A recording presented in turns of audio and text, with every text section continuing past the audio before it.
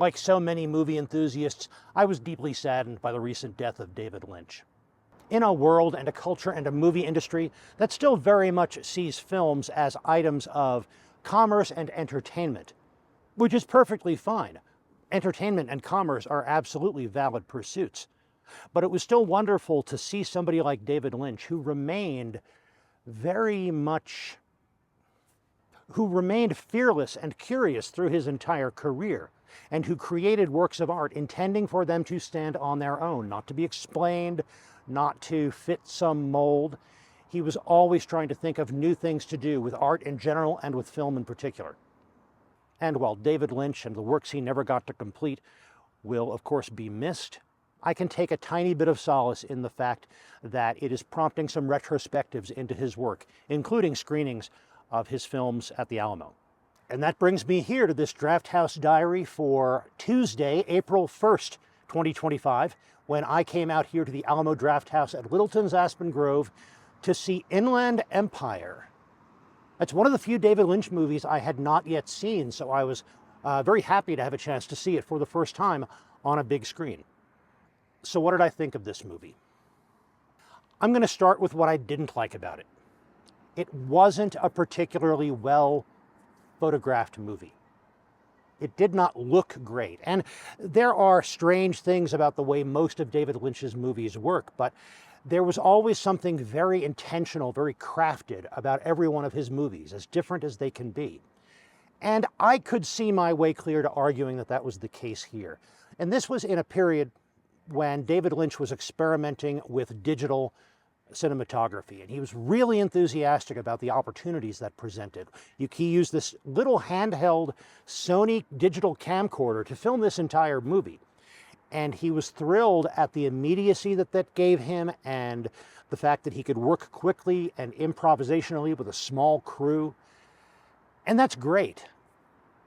But the movie just looked bad in so many ways. Some of those were absolutely choices. He frequently in this film made use of extremely tight close-ups, repulsively tight close-ups. And I've got to think that that was a choice. Whether it was a good choice or not, we can debate, but at least it was intentional. There were other ways in which the movie it was blurry. Any low light setting had tremendous visual noise. Some things were completely blown out.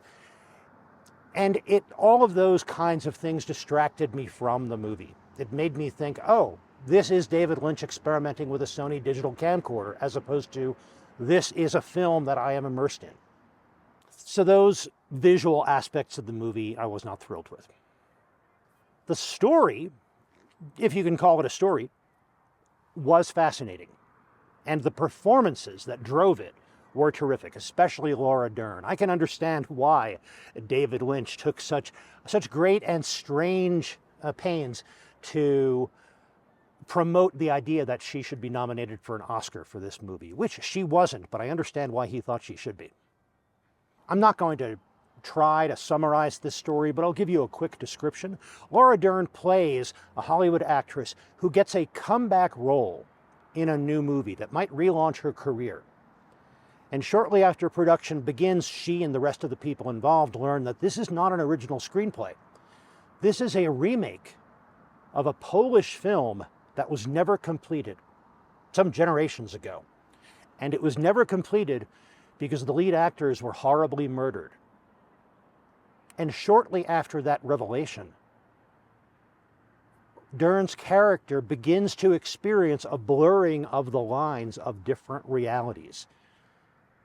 Her life and world as an actress begins to blur into the world of the film that she is shooting, which in turn blurs into the world of the original movie and the circumstances around which that movie was being produced. And lots of other things, layer upon layer of reality, interposing and confusing her sense of her identity and her sense of who she is, where she is, what is happening.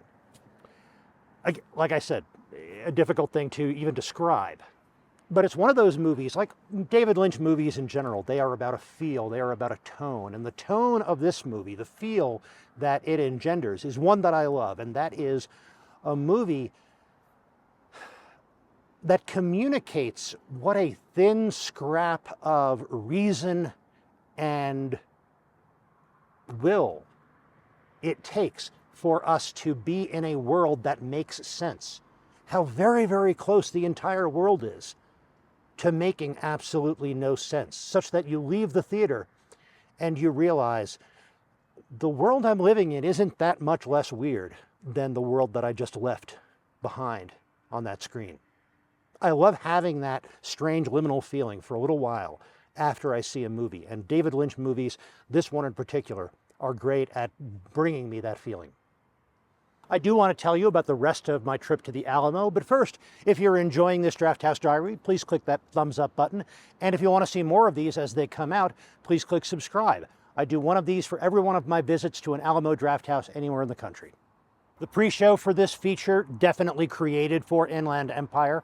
A lot of bits of interviews with David Lynch about Inland Empire and about the composer that he worked with, about his decisions regarding using digital photography to film this movie. This is where his famous comments about watching movies on telephones and how they are, that is ridiculous and weak, and you're cheating yourself. You think you've watched a movie, but you really haven't. That view absolutely made a lot of sense 20 years ago, but I have to say that using a new iPhone Pro Max and AirPods Pro with spatial audio, holding that up close, that is probably the best cinema experience I can get outside of a movie theater.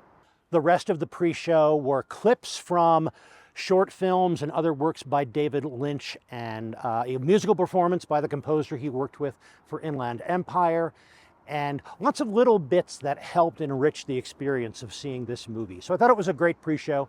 I'll listen to David Lynch interviews all day, so any pre-show that has a lot of those, I'm happy with that. For dinner, I tried another one of their new approaches to chicken in their chicken sandwich. What I got was the fried chicken sandwich, but now with the new menu, the chicken sandwich, you can choose which sauce or rub you're going to use.